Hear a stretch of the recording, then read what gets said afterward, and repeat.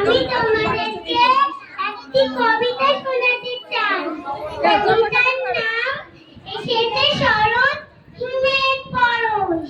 কবির নাম রবীন্দ্রনাথ ঠাকুর।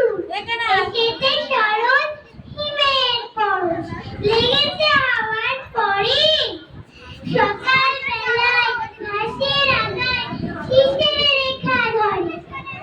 আমলকি বন সাথে দুধ করে ধুরু ধুরু। পেয়েছে খবর পাতা গজানো সময় হয়েছে শুরু। শিউলির ডালে কুড়ি পড়ে এলো, টগর ফুটিল মেলা।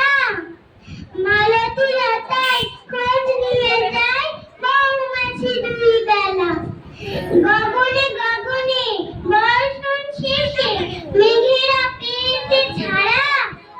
বাতাসে বাতাসে ভেসে ভেসে নাই কোনো পারে তারা। দিঘি ভরা জল করে ঢল ঢল, নানা ফুল ধারে ধারে কচি ধান